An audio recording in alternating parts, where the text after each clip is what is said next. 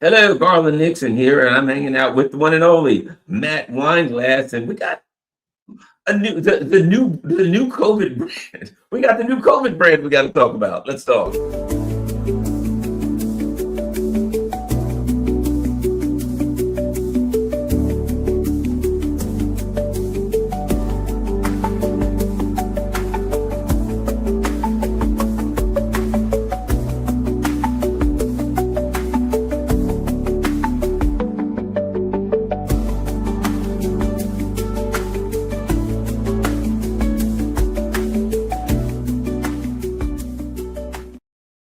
Hello, Garland Nixon here, and we've got Matt Weinglass. Matt is has he's on Rumble with the Homeless Left. He's on at THL Presents on YouTube, and he's covered a lot of good stuff. And let's start off where we need to start off. Oh, look at this! We've got a question that needs to be asked according to the mainstream media.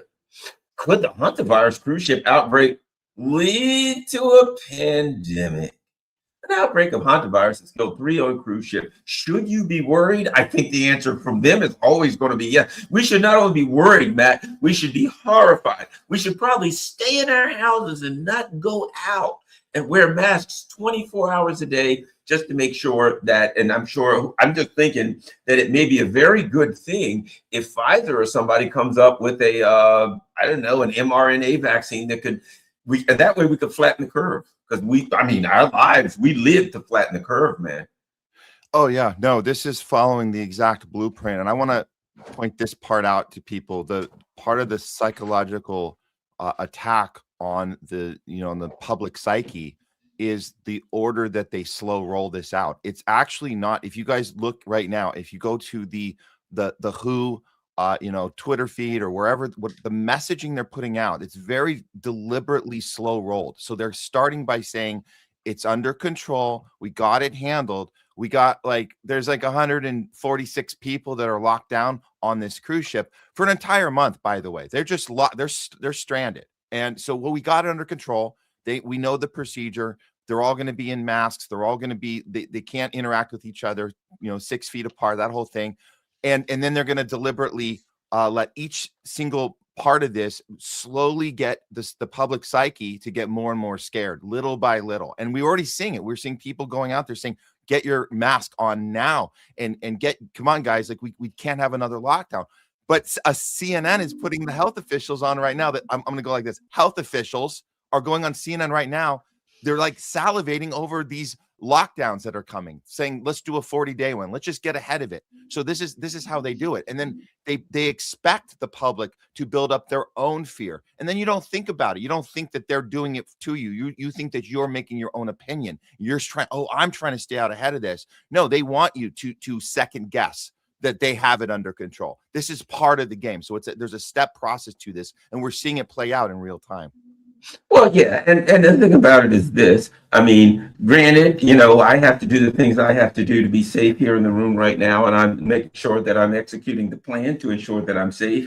But, as I understand hantavirus, it is spread by mice and by rodents. So you're locking people down on a ship. Are they all? Here's the thing about it.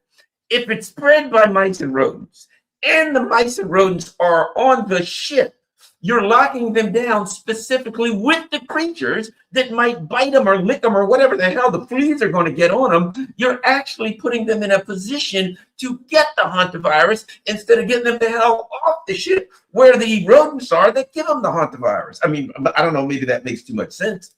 Yeah, no, but you're doing it right now, Garland. We got to do face covering, full thing. I saw a video yesterday that one of these, I don't, and we have to be careful. We don't want to punch down at these people. They're totally captured. We're talking about the blue haired, woke crowd. And I actually feel bad for them because they're still in their cars, windows rolled up, full masked, still from COVID. And then they see the news about this ship and they go all the way in. They're like, hey guys, get your mask back. And then they do this. This girl was basically saying, we get respiratory mask. There's a hole you can punch in it. And she was dead serious about this. You put the straw in And then you don't have to have the problem of taking the mask off during lunch and dinner. And she said that was a problem for COVID. So we need to learn our lesson from COVID and do this one right. No taking your mask off for any reason. None of this chin stuff. So she's telling people, you got to do this right this time. So everybody roll up your windows, get in your car by yourself, put a respiratory mask on, and punch a hole in it for a straw so you can drink your Slurpee. That's what we're doing here. And so that's happening right now. It's pretty wild. So we're seeing this happen in real time, Garland. Well, I've got a better plan. I know what I'm going to do this time around. I'm going to shave my goatee off for starters. And then I'm going to have a tattoo artist tattoo a mask on me.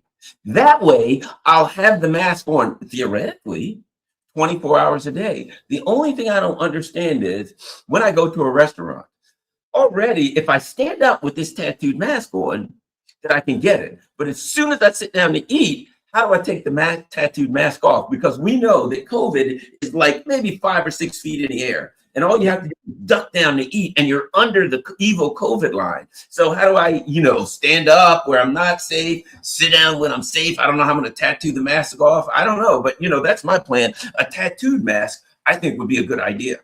Yeah, no, that's as effective as one of these things, I'm thinking. Oh, yeah.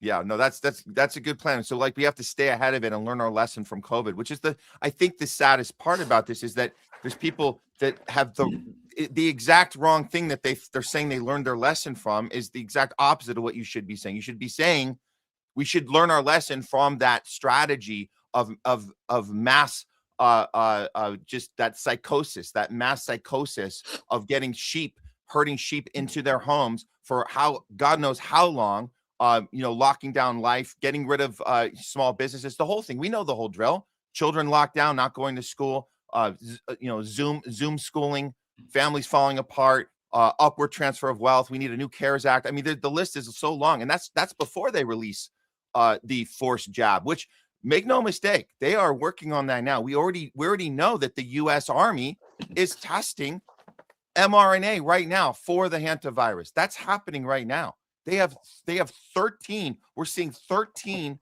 new gene therapies being developed right now, and the trials are happening. And when you look at the trials themselves, they're not good at all, Garland. We already seen the idea that there's 98% of the participants already in these quote unquote studies have already suffered adverse events. This is happening right now. So and what does that mean? Does that mean they're going to go back and change it? No, they're just going to roll it out on the public. So we got to be really, really careful about how we respond to the next series of events with this virus. And we know they've tried this before with others. We know monkeypox and all these other ones in between COVID, but it seems that this one has the most legs right now because they've checked every box going into this one. And like I said, they've already patented these gene therapies, and they're working on like 13 new ones right now, and they're gonna, make no mistake, they're gonna be getting these out to the public very soon. It seems to me, so we see now, we're told they've been working on a hantavirus vaccine since 2023. Okay. Here's the way I read it. We weren't ready to roll the hantavirus out yet. You know what I mean? We weren't ready to roll it out. It's like anything else. You have to, lay the groundwork. You have to get everything set up. You have to get people properly frightened. See, last time where they screwed up was they were like, okay, it's Operation Warp Speed, and people are a little bit freaked out by that, things like that. This time, what you do is you say, we've been working on it since 2023. We've got this thing perfected. It's great. Nobody's going to have any side effects, and if they do, they better not say anything, or else they'll be, ostracized. But at any rate, so what we have is now we've been working on this thing for the appropriate amount of time, and we've got the mRNA hantavirus. Everybody worldwide needs to get this thing, or else. But you can see, and the fact that look, when it was over, they started, this is the key. Did you notice this? When it was so-called over, or when they threw in the towel on the last one, when they figured, okay, we've made as much as we can, let's, put this thing on hold. You remember this? They started talking about the next pandemic. It was like, yes, during the next pandemic, we're going to have to X. And that was supposed to be monkeypox, but I don't think they liked the name. I think the woke people were like, nah, we ain't go with monkeypox. That's a racist name. And they're like, yeah, I guess we're all woke. We can't go with that. How about hantavirus? Yeah, no, they've been planning this the whole way. And it's interesting if you go back and watch some of these clips of, Bill Gates going on all the talk shows, sitting down with Stephen Colbert while they were locked in their homes doing a Zoom show. And I remember that reaction from Colbert and his audience, because they're following the script. They're saying, hey, what do we have to do to stay in line and do everything right? And Bill Gates telling him, no, there's going to be we're doing another one. We're good. And that look on his face, like, are you effing kidding me? I got the girls dancing around with the Vax, songs. They're singing on my show. We're doing everything we're supposed to do. And you're telling me this is going to happen again? He's like, oh yeah. And it's going to be much worse. Like it's nothing. And it's like, how are you knowing that? How are you coming on and telling people that this is happening again for a sure thing? And because he knows it is. That's why. Well, during the last pandemic, I think I actually got thrown off of KPFK, to be quite frank, because of what I said. I'm almost sure about it, because the next week I was gone. But at any rate, during that period of time, I did some research, which is something that we're not really allowed to do. Yeah, we weren't allowed to look into it and do our own research. Yeah. Exactly. And I found this information that said the average pandemic lasts about 3 years. And there was studies going back to some Russian flu epidemic, right? There was studies of these some virus. So they introduced this virus. They introduced rabbits into Australia for whatever reason. They got too many, so they came up with this virus to kill off the rabbits. And it was like 99% every rabbit was done when he got it. And they found that the first wave, it was 99%. The second wave, it was 70%. And every wave of this disease that went through was lower and lower, right? And what they found out was any virus out there will continue to mutate. And every time it mutates, it becomes more easier to spread and less deadly, because the less deadly it is and the easier it spreads, the more it goes out there, and it doesn't kill the host fast enough that it won't spread. So it just gets less deadly, more infectious over and over, until it gets to the point where it's still pretty infectious, but it's so minor that you don't even notice that, right? Yeah. But the bottom line was, like, this whole thing takes 2 to 3 years. Here's my point. And we noticed that. That's exactly what happened.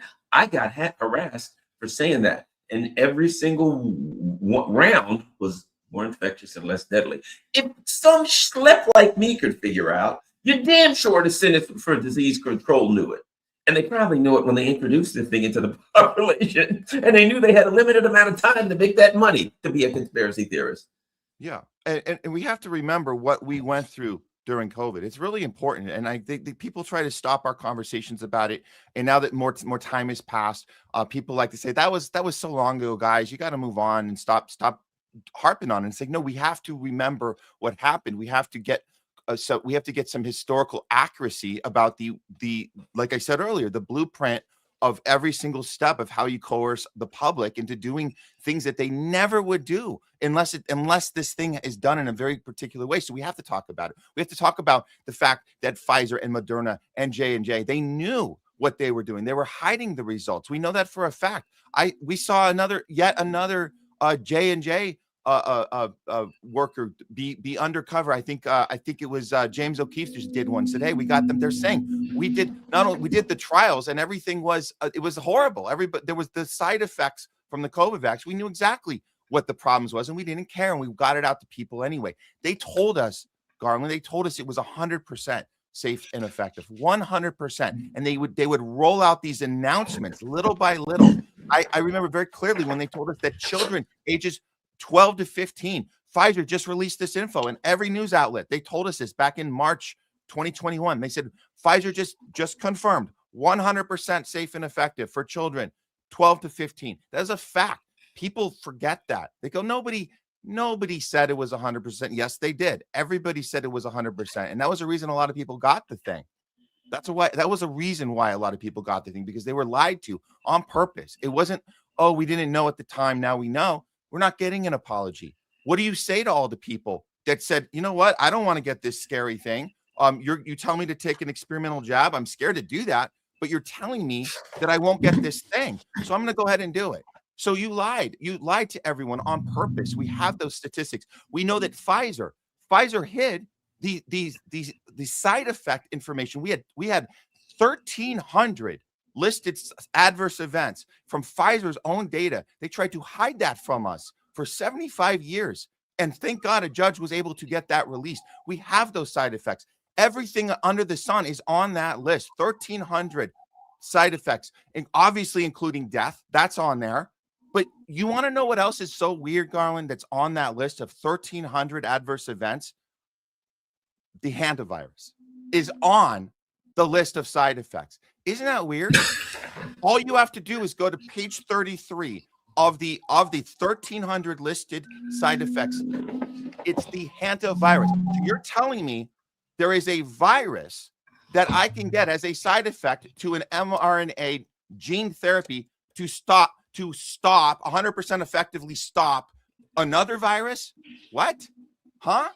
How does that? So that's on there. I just want people to understand that this is what we're dealing with. We're dealing with this entire coercion of pre-planned, sprinkled in ailments and things that they have created in advance, and they're rolling it out. It's called a slow roll, and they're following every step of the way that they did with COVID. So no, we're not going to stop talking about COVID. We're certainly not going to stop talking about what they did to us during that time. Yeah, well, here's the thing. I'm looking at it, right?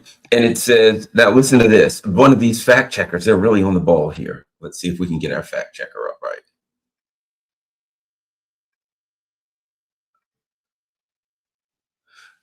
No, that's the wrong one. Hold on a second. This is the fact checker that helped us out. Okay.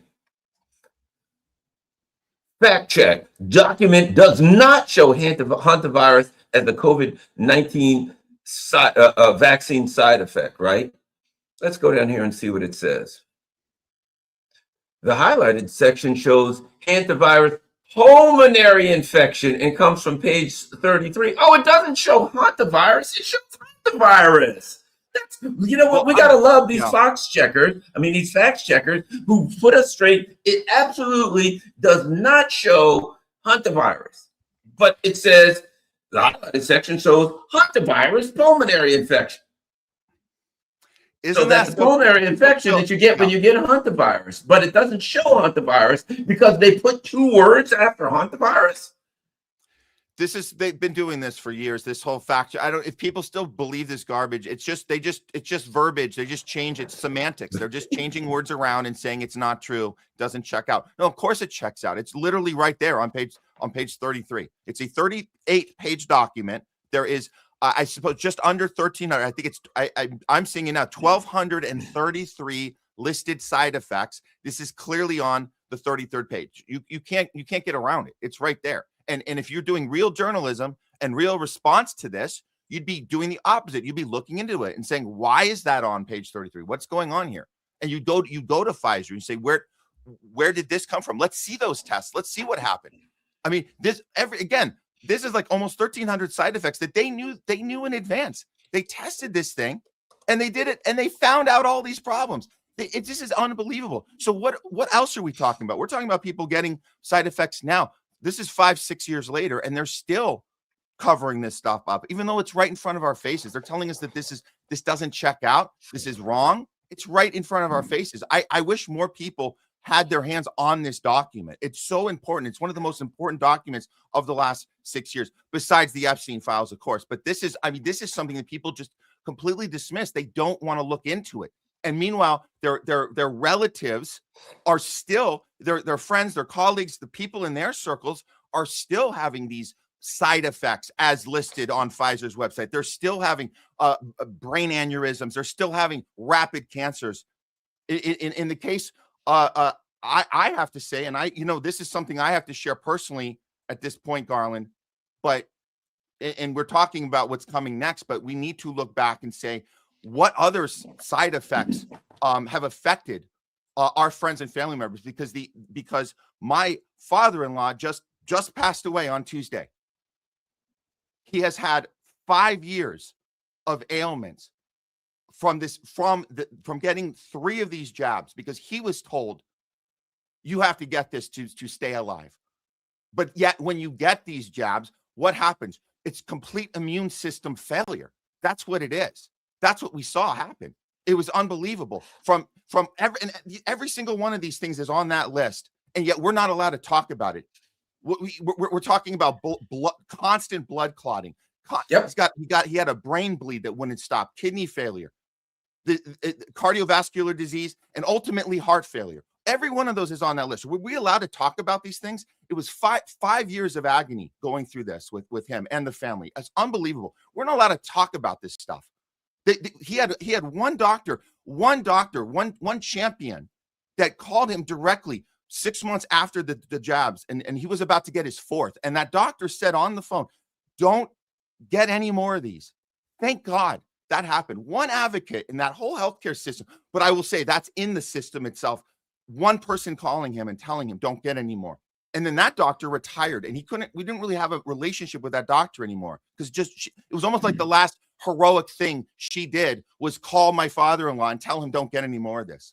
And then we never talked about it with them again. Now, I'm going to tell you this. Look, the reason he survived, and I'm just using him as an example, and rest in peace. He was an incredible man.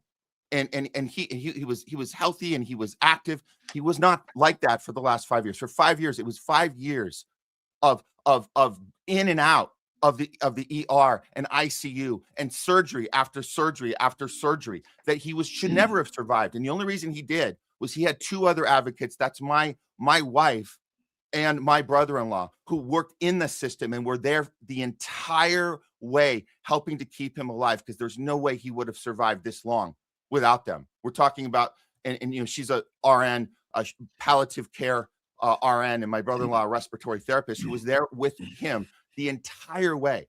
So this is something, and it's like to survive this long in a system that we don't call healthcare system. It's a death care system. And people are like, well, why would they? And then people are still questioning, what are you talking about? Why would Pfizer and why would the hospital, why would they allow this to happen? And then they don't let you, and then we're not talking about how many jabs did this person get. Why would they do that? Well, because it's a money-making cash cow. That's what it is.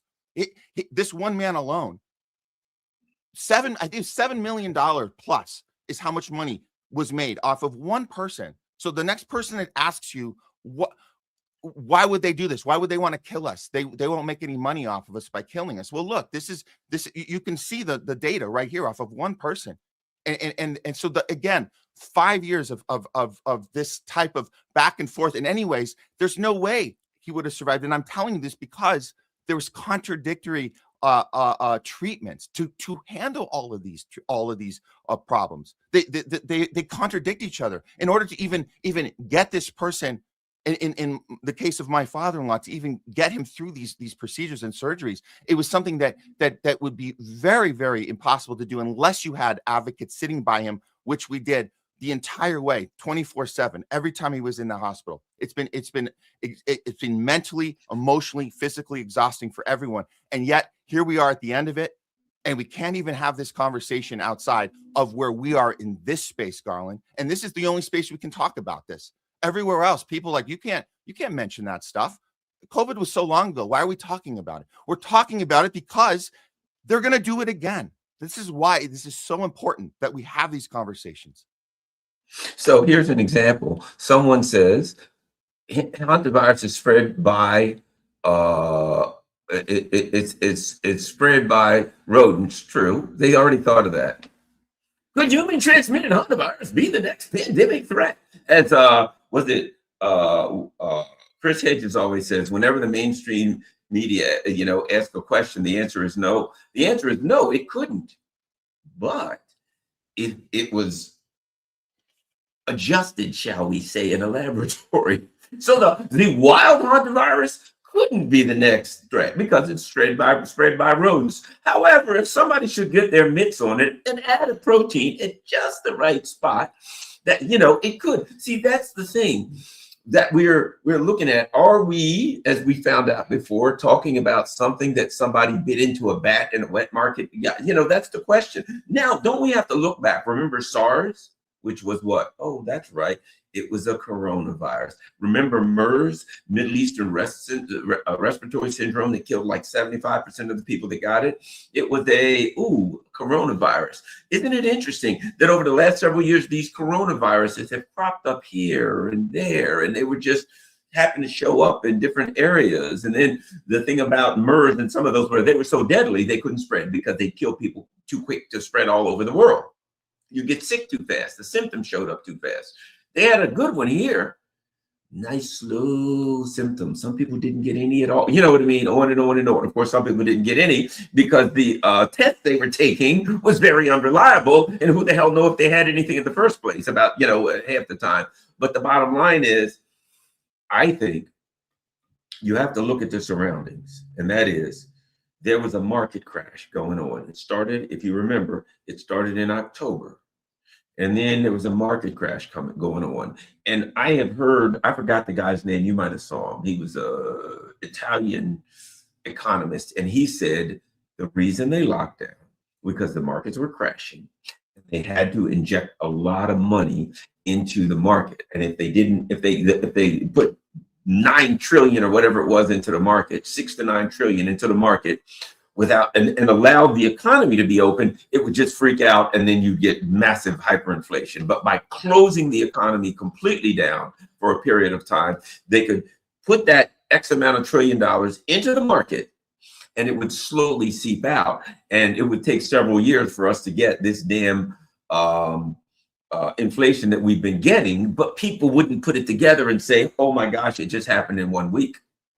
Oh yeah, no, that's absolutely right. I remember that. And if you look at look at the calendar, look at the timestamps of when things happened. We had all that information coming from China, coming from Italy. I remember they told us that people were dying in the streets. They were laying in the streets. And I had a sales associate out there in Italy. I said, hey, is everything okay? He's like, yeah, man, everything's fine. I go, really? Because they told us that there were people dead in the streets. Well, anyways, so if we were supposed to believe that was true, even though that wasn't, if we were supposed to believe that was true, why did we take until mid-March to lock everyone down? Because of what you said. This is all economic. That's all it was. So people that think that this was about our health and safety, you should have known from the start. From the start, it was never about that. It was always about the cash grab. And then we had that CARES Act come that had no paper trail, no transparency. And you got a nice little speech from Bernie, a nice little speech from AOC, but they voted it in anyways. And everyone it was a $5 trillion upward transfer of wealth. And that was what this was about. And if it was really about our safety, we would have been locked down in December or January. And so why those extra months? Because the economics hadn't caught up yet. Just like you said, that was 100% accurate. And when we see that, you tell people that, they go, well, they were still trying. There's always an excuse. No, it was never about our health, ever. So, and you had to give a little time for it to spread. You know what I mean? You couldn't do anything before it was nice and out into the ether. Here's another one that I'd like to touch base on. Here's somebody that says, no, vaccines don't cause immune failure. Now, let me throw this out there. And this is the kind of thing that we got. Vaccines don't. How many vaccines do you think there are out there? Hundreds of thousands, tens of thousands, million thousands. Mm-hmm. So according to this person, which, hey, they got a right to think this, no vaccines ever. None under any circumstances. In fact, they could invent a vaccine that's specifically to cause immune failure. As a matter of fact, I know a person that had a kidney transplant, and they give them medicine. You know what they give a medicine for? To suppress their immune system, so their immune system will not attack the kidney, right? So this person has to be very careful. When you get a transplant now, if your body starts to reject it, even if it doesn't, they give you medication to suppress your immune system. But those things nothing suppresses your immune system. No vaccine. That's the kind of broad statement. This is the way we were taught. Not this particular, every individual vaccine should be evaluated based on what it is. And they even tell us, this is a brand new technology we never used before. Nah, it doesn't matter if it's a new technology. None of them cause ever, none. So it's that mentality that says, do not look into each individual of the vaccine and say, does this one, could it be? Is there evidence? We don't need evidence. We already know. None of them cause it. That's the mentality that gets us here. And I'm glad you put that on the screen, because this is a common issue. And let me help this person out. This is important, because I think we need to get better at this and figure out how we respond to when we hear what people go through and the pain they're feeling. How can we behave this way? Let's take, for example, hey, my family just got killed in a plane crash. Planes don't crash. What are you talking about? I've been on planes my whole life. They've never crashed. I don't know anybody who died in a plane crash. So I'm going to dismiss and discount your story that you just told me, because I haven't seen it for myself. And I'm going to make a blanket statement that planes don't crash. And so you see how not only ignorant that is, it's heartless. I'm telling my father-in-law just died from massive failure, heart failure, and kidney failure, all of these ailments, blood clotting, brain bleeding, total immune system collapse. And you're telling me, oh, that's not a thing. Because what? Because you don't know anybody that had this happen to them. So it's not a thing. You have it all figured out. And so this is it. And let me get one more example. Oh, my brother, or my son died from a peanut allergy. Well, what are you, a doctor? You don't know that. What? It could have been anything. I don't know. I don't have a peanut allergy. I don't know anybody with one. So it's like, so at least just for the sake of human decency, stop telling us what is not true, because you don't have that experience. We do. And we'll actually look into it. We've been working on this for the last 6 years. We know, we have the information. We have the data. And if you don't want to look at it, that's fine. But at least let's just come back to humanity and say, you know what? This is something we can feel empathy for, even if we don't understand it ourselves. So let's just at least start with that. Human decency. There's a term that if you like study Zen and various enlightenment kind of things, right, that will come out, a phrase, unexamined assumptions, right? Things that we assume to be true, whether they're in our culture, whether they're about human beings, about our relationships, unexamined assumptions that create these frames that we work off. Our assumptions should never be unexamined. That's my position. If I make an assumption that something's a certain way, I should examine, why do I believe it, right? Dr. Jim Kavanaugh have talked about the crisis of epistemology, right? Why do we believe what we believe? How do we know what we know? And when someone says something and I say, vaccines are great, everybody should take the COVID vaccine, Matt should say, well, Garland, that's okay. I understand you feel that way. Why should I believe it? Why do you believe that? Yeah. Can you present something to me? I mean, am I just supposed to take your word for it a priori? Well, I know that the COVID vaccine is great and it doesn't do anything bad. How do you know that? Because Garland told me. How does Garland know that? I don't know. There's a foundational issue here that has to be addressed. Trust in government. And I think that is the glue that holds all of the skeptics together. And that is, these damn people used weapons of mass destruction to start a war, and Trump is doing it again. Hey, Trump, why are you going after Iran? Well, because there's protesters and we got to protect the protesters. Oh, okay. So that's it. No, it's weapons of mass destruction again. You only changed one letter. You changed a Q to an N, and we're back at weapons of mass destruction. If you would lie to me about weapons of mass destruction in 2003, and you would use the same damn lie today, why would I believe you about COVID or anything else? The idea that somebody lies to you, some guy, you sit next to him and he steals your wallet. You're going to sit next to him tomorrow and put your wallet next to him? He's going to steal it. Why would you trust this guy? That's the issue. I think that skeptics, I don't even call it a skeptics. I call it people of reasonable intellect who say, why should I trust a liar? And the people are like, what's wrong with you? They're trying to make our lives better. They're trying to help us. They are? Well, that would be a first in history, because they've been screwing us for 400 years. It's interesting. It's like, I think part of it is people will say, well, no, I like to look into things. I just don't want to look into things in the moment. It's not right. I had a family member one time tell me during COVID, that we live in society, so we don't have a right to comment on society as it's currently happened. We have to live it first, then we can comment on it after the fact. So we can look back on Iraq, right? We can look back on 03 and say, yeah, that was BS.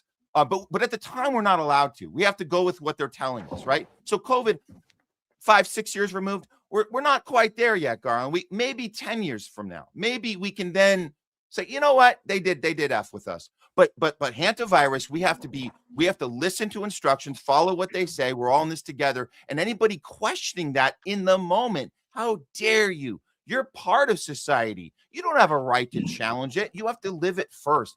Then we can reflect on everything we did wrong, and not just wrong accidentally, wrong on purpose. Isn't it funny? We can talk about 9/11 now, but you couldn't talk about it, 1 year removed, 2 years removed, 3 years. When I discovered it, I was like, wow, in 05, I believe it was 05. I was like, some ain't right here. And I wish it didn't take me 3-4 years to figure that one out. But no, you weren't allowed to talk about it 3 or 4 years removed from that one. It's 20 years, I think. That's the number. 21, 22. Then we can start saying, oh, maybe they lied to us about something. No, we saw it at the time. We're part of society in the moment. We can see it with our own eyes, because why? We have critical thinking skills. In the moment, we can use them. We don't have to wait. So we need to do that right now. And we need to stop bullying each other and dismissing each other for asking questions, doing our own research, and being skeptical. We have a right to be skeptical, especially like you said, Garland, because they lie to us every single time. Why would this one be any different? Let me give you another example. So in 2020, 2019, 2020, we had we had a ongoing economic crash. They needed to pump all this liquidity into the markets and all this. And so they had an issue. They needed a lockdown, and they got their lockdown, right? Okay. Now, right now, let's look at this. Take a peep at this. Is the world heading for an energy lockdown in 2026? Oil prices, blackout, and what's really coming? The International Energy Agency has described the situation as the largest oil supply disruption on record. Now, if in fact things go to hell because of this whole Iran thing, which they appear to go to, people are going to be really pissed, and they're going to say, well, look, our foreign policy has really screwed us. Sorry. You got to lock down. You can only come out of your house one day a week to wander around and get chased by the police and beaten, and then you can go back in, right? Oh, by the way, do you have your app that shows the last day you went out and how far you went from home, that tracks you to make sure you don't move? Do you have that app on your phone? Which, if you are outside of your house, it's illegal to be outside of your house without your phone, because your phone has to be tracking you, right? Is that? Oh, well. There's going to be angry people over foreign policy, and they're going to say, we don't like this war stuff. But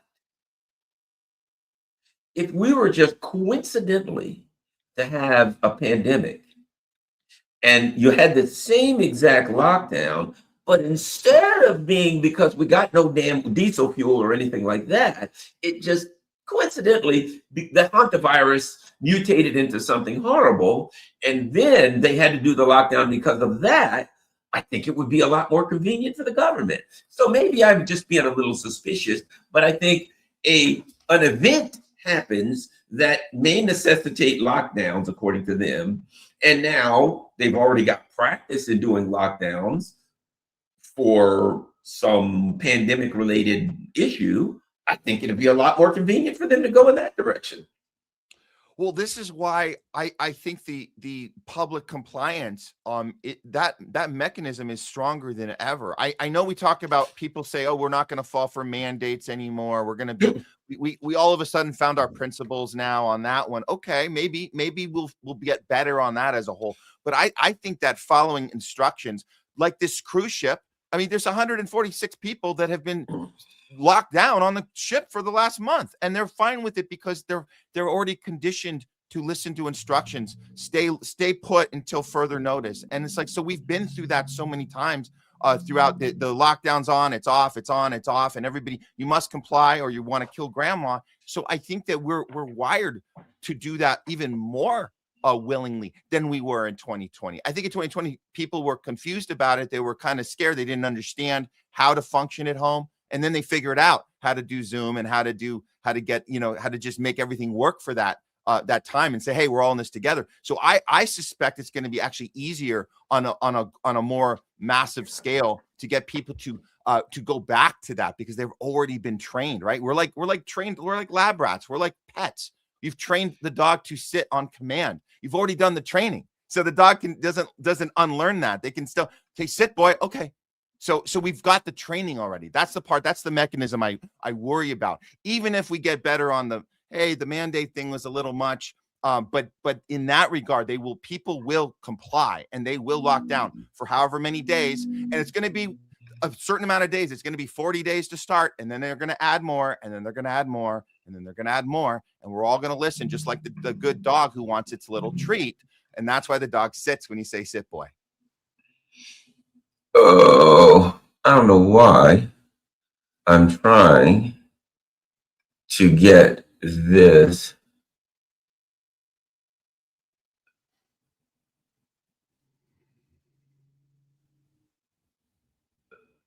That's weird. There's a thing that says U.S. residents monitored for Hantavirus after cruise outbreak updates. So they're monitoring. Residents of multiple countries, including the United States, are being monitored for Hantavirus. Gee, how are they monitoring? How are they monitoring us? We're being monitored. I wonder how they're monitoring us. I mean, I don't know. One thing I've wondered about, I used to have this, what's it called? Fitbit.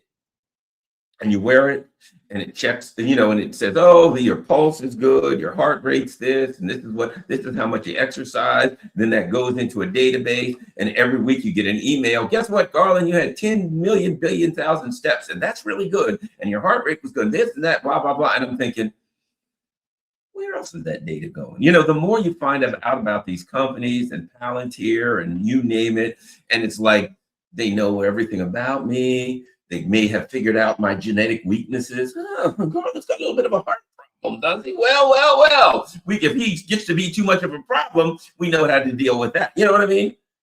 Well, see, that's the thing. So Palantir's, that's the key. This is the one that's been looming the entire way. And a lot of people don't know this. They started, I think a lot of people didn't even know what Palantir was until maybe after the ICE stuff started, and then they started to pay attention to it. But Palantir has actually been around years before that. And if you look, all you got to do is look in the Epstein files, and you'll see that Epstein himself was trying to put Peter Thiel together with the ex-Israeli prime minister and get them on this board of this new Silicon Valley, this PayPal mafia thing. He was trying to get that funding, get them together. It was all about Palantir. But Palantir got really going during COVID. Palantir is the reason they were able to track us during COVID. That's how they got all the information shared through all the hospitals, all the different caregivers, all the different drug companies, the Pfizers and Modernas, and they used that technology to track us then. So, and that was an early incarnation of it. Then they used it obviously through murdering Palestinians and turning Gaza into a parking lot. And now we saw it come back during ICE, and it's better than ever. They have this elite app, right? It's the elite app. Don't forget that. This is why ICE agents had the mask on, not just to protect their identity. This is to have a tracking system. It's about getting us all in this data system for digital IDs. And so the next lockdown, they're going to be even more on point, and they can track even more. Like you said, Garland, our heart rates, our everything, our steps. So it's all going to be in one big supercomputer. Right. And so it's why your smartwatch and wearables aren't HIPAA protected, right? It monitors your heart rate, activity, sleep, maybe even ECG readings. But here's the hard truth. Wearables aren't covered by HIPAA, leaving your sensitive health information vulnerable in ways most users never imagined. That ain't an accident. It's not an accident. That's more information they can use to know who you are, to know what's going on, to monitor all the different things that are going on. Now they get all of that, and they can say, well, you know what? It looks like Garland, we've got the data from last week. It looks like Garland's temperature has gone up. His heart rate's gone up. His breathing's shallow. Oh, I think he's infected. Get out there, guys. Grab him and bring him in, or whatever you're going to do. Lock him down, you name it, if they can get all of that. And yes, I had a Fitbit, but regular old smartwatches now. They got smartwatches that can tell if you fell down and if you fall down, if you were in a car accident, no matter what, and they automatically dial out and things like that, send a 911 code, you name it. So now you've got this smartwatch, and this smartwatch is monitoring every phase of your life. And it's sending out information to God only knows who. And if you remember this Doge thing that was supposed to save money, but what did they do? When did it stop? When they tried to get into our most sensitive information, people tried to fight it in the courts and lost. And as soon as they got into that really sensitive information and got all of that, Doge was over and they walked away. They're like, guys, this Doge thing, let's save money. Let's give it to the Pentagon. We're out of here as soon as they got into it. So this is about getting everything. Yeah. And this is another part. And we talk about Maha, the failure of Maha. RFK Jr. has said how much he's championing these wearables. It's kind of sad, if not pathetic, that the thing that was supposed to come in and change this stuff, that people vote. A lot of people voted for this stuff. They said we need to change this.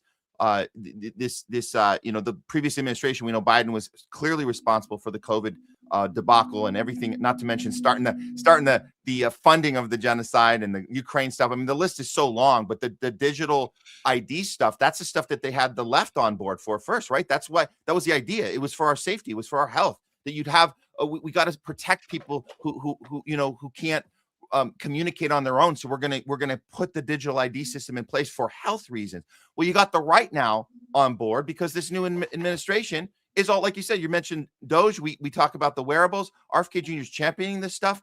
And of course, Trump's first day, let's not forget, Larry Ellison comes in right away to close the deal for Oracle and his mRNA, what do you call it? The mRNA gene therapy surveillance system for what is it called? Pre-health. So it was Star. Star got funded $500 billion to tell you they're going to look after your health by telling you have cancer before you have it. So it's all about digital IDs. You got the right now on board just with the left, and there's nobody fighting against this in any sort of political position of power right now. We're the only ones that can do anything about this ourselves. So, and there's nobody in any office right now, in any legitimate position of power that's doing anything to stop this. They're all championing it. They're all together. They're all in on it together.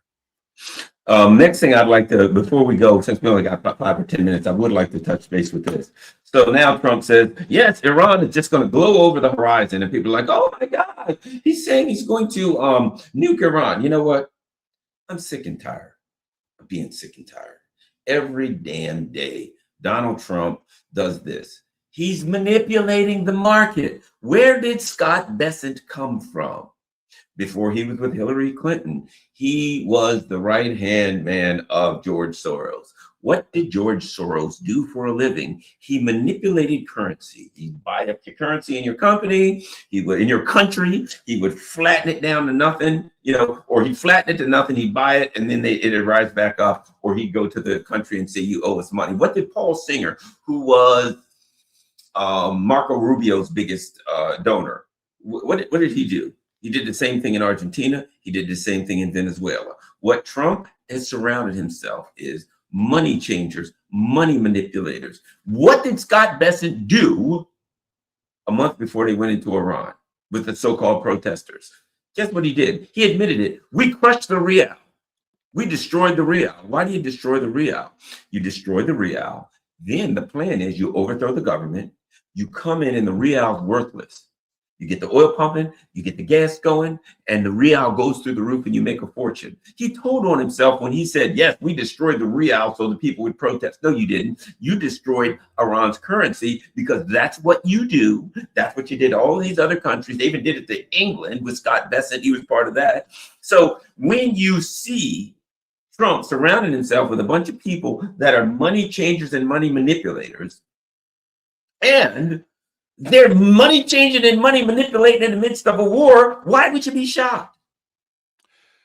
This is the thing. This is the giveaway. It's not accidentally. He's not accidentally saying the quiet part out loud. He's bragging about it because they're proud. They're proud of what they do, and they have enough of the American people on board about it because they've been manipulated to think that the way the world dominator behaves and the way we relate to the rest of the world is we implement our force on them, and it's the way that we get their people to stand up against their horrible government. The way we do it is we crush them, and we brag about it, and people go, oh yeah, that makes sense. Sanctioning the crap out of Iran for the last 47 years. It's they're the ones that they're trying to get away from their leadership. No, they're trying to get away from our doom and destruction, death and destruction, as our Secretary of War loves to brag about. It's raining bombs on them, death and destruction every day, every moment of every day. And yet we're there to help them. We're there to help them free themselves from what? We know exactly what they need to be freed from, and that's our reign, our domination. But yes, Scott Bessent loves to brag about how he destroys economies, destroys them. And we do it it's very easy. You just sanction the crap out of them, and then you high five about it after. Yeah. Well, here's the game. Trump ran last time. We're gonna, lock her up. And as soon as he got in, they said, okay, you're going after Hillary Clinton. He's like, well, I think the Clintons literally says, I think they've suffered enough. It was a lie. He was just getting elected. And now this business, I'm going to come in here and start peace. I'm going to do this, get rid of it. It's not that Donald Trump did a 180. He did not do a 180. No, it was simply a pack of lies. He just did what he was told. He is Hillary Clinton. He is Joe Biden. They're all the same guys. Don't get mad at Donald Trump and say, you know what? Why did you tell us this? And then reverse course. No, he didn't reverse course. It's not the way it works. I think he's also, let's not forget Obama. I think he emulates this kind of Obama, like bizarro Obama or Obama. Yeah. Yep. And it's just following this blueprint of riling this base up to make him into this thing, this prophet, this thing that can do no wrong, saying all the right stuff, but doing the exact opposite. And then when you call out, he just did the thing, the opposite of what he campaigned on. All the supporters say, what are you talking about? He's amazing. You just hate him. You just hate him. And the Obama thing, that was easy. So you're just a racist. It was easy to do that. If you question, wait a minute, why is this guy upping drone attacking? What the hell is he doing? Why is he upping the surveillance state? Why didn't Obama go after Bush and Cheney? That's weird, right? You campaigned on it. You're the lawyer. You were supposed to hold them accountable. No. The way I do lawyering is I look ahead at future stuff. I don't like to look into the past. It's like, what? That doesn't work for anyone else. If you do a crime, you don't get to go into the court and tell the judge, can we just look ahead from now? We don't want to look at what I did before right now. So there's your signs right there that this blueprint works. And it's just the only thing different about Trump than Obama is that he's playing to a different base. So he has different things that work to resonate with them, but it's the same playbook.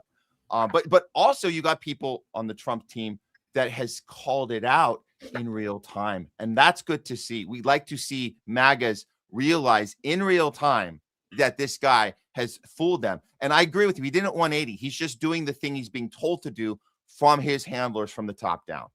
See, President Trump's decision to nominate Scott Bessent as the new U.S. Treasury Secretary will put a macro hedge fund manager at the heart of U.S. policy for the first time. Bessent earned his spurs as a hedge funds manager, working with some of the original titans of industry, including Jim Chanos and George Soros, with whom he had a long connection to the early 80s, right? Little known beyond niche macro hedge fund circles is quite how prominent a role Bessent played in the drama of Black Wednesday in 1992, when Soros and his firm made more than $1 billion shorting the pound, in which the notorious which broke the Bank of England. The trade triggered an economic and political collapse in Britain, with interest rates spiking to 15% as the bank tried to prop up the pound to avoid being forced out. So the bottom line is this. One of the things that we found in the Epstein files was a guy named Peter Mandelson. And one of the things that he did was he was given financial information about what the British government was going to do financially to JP Morgan so they could make money that was detrimental to the country that he lived in, England. He was a traitor. But these people don't see countries. So they don't see people. So Soros, Bessent, these people went in and they broke this country. They drove it into political ruin so that they could make money. And he's doing it here. Yeah. Yeah. Yeah. No, so it's clear the people that are being assigned to Trump's team are these exact people, these Scott Bessents. These are the people that he doesn't have a choice in it, by the way. I just want to be clear. And he's not one of these, Trump is not one of these technocrats by nature. So he's being surrounded by people he would never have even selected. When you talk about his relationship with JD Vance, he doesn't really have a relationship with JD Vance. He was placed there. All these other people that have been against Trump, they've been placed there. They're placed there to serve their purpose.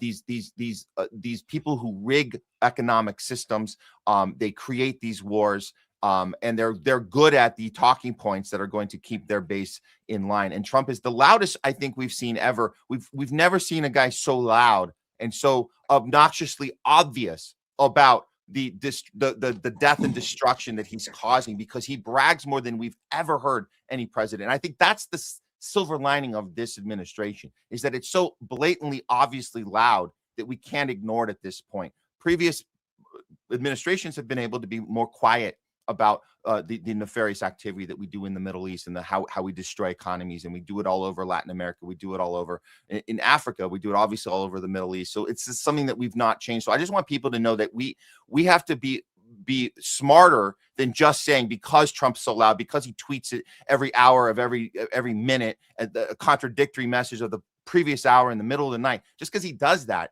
doesn't make him unique in the sense of the policy he's in, and the pain he's inflicting on the masses is not unique. It's the way he's vocalizing it, which is unique. So let's make no mistake, when he's done and he's out of there, let's not fall for business as usual. We got rid of the bad apple. Time to get back to normal. We're not going to fall for that anymore. There's no more bad apple theater. It's a systematic problem. The next administration is going to be doing the same thing, and they'll probably, take a step back and not be as loud about it. But it's the same thing. It's the same death and destruction. America's, will implement it on the rest of the world, and whatever Israel wants, Israel gets. We're done with that. Well, yeah, and people forget Nord Stream. What did the U.S. and though they hit it, Germany and England was also involved. They blew Nord Stream, right? So what did they do? They took an action that really destroyed the future of the economy of Europe. Okay. Now what are they doing? They're taking an action in the Straits of Hormuz that will destroy they're Nord Streaming the United States. Yeah. They are just simply taking the last bit of equity out of their people. You remember this? We've got to run our government like a business. That's exactly what they're doing. You do a hostile takeover, and then you drain every bit of equity out of the business. You bankrupt it, and you walk away. That's what they're doing to us right now. They're draining the equity out of this country. They're bankrupting it, and then they're going to walk away, and they don't care who becomes president. There's nothing left. I'm really glad you brought up the Nord Stream, because this is the kind of thing we could not, when Biden was bragging about that, we're going to take care of it. We're going to, we're going to teach Putin a lesson. We're doing it. We're handling it. And then boom, it's gone. And then you blame it on Putin. You blame it on someone else. We were yelling about that at the time. And you have the left, who was 100%. They still have, a lot of them still have their Ukraine flags in their social profiles. By the way, I still see it, and they're still doing it. And this idea that that was okay because it was Biden and he was doing it well, and they didn't look into it. They didn't want to know. Now good for them for waking up and seeing what's going on at the Strait of Hormuz. That's good. So we're saying this isn't the first president that destroyed an entire economy. By the way, the ramifications of the environment, I tried to have these conversations with people back at the Nord Stream. I said, did you know the Nord Stream pipeline bombing was the most for a man-made disaster, on purpose, by the way, for a man-made disaster, this was the most horrible carbon emission, if you want to talk about carbon emission, we've ever seen in the history of humankind. And yet we're supposed to be about carbon footprints and do your part. When that, you don't care about that should have been everything for you, but it wasn't, because you were tricked by that. So great for you for waking up about the Strait of Hormuz, but understand administrations have been doing this global destruction on economics and environment, by the way, for many years. This is not the first time, but it's good to see people pissed off right now, but it's not unique to this administration. We have to stop this. It's a systematic problem. We can't let this happen again with the next team that comes in. Matt, tell everybody where they can find you. The Homeless Left, you can find us on Rumble, just at The Homeless Left. The YouTube channel, as you can see under my name, THL Presents, because the original channel got taken down for having conversations like these that we have with Garland here on your show, which I totally appreciate. I thank you for having me every time. So yeah, just go ahead and check us out on both. And we stream live every Tuesday and Thursday, all afternoon. We cover everything, all the stuff, the topics we talk here on your show, Garland.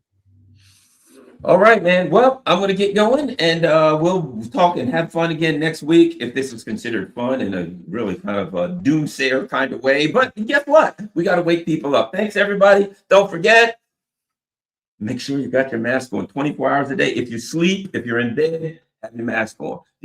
Now, what I do is I just cut the whole center of my mask out so I can put my food in, play my instrument, drink a straw, things like that. Yeah.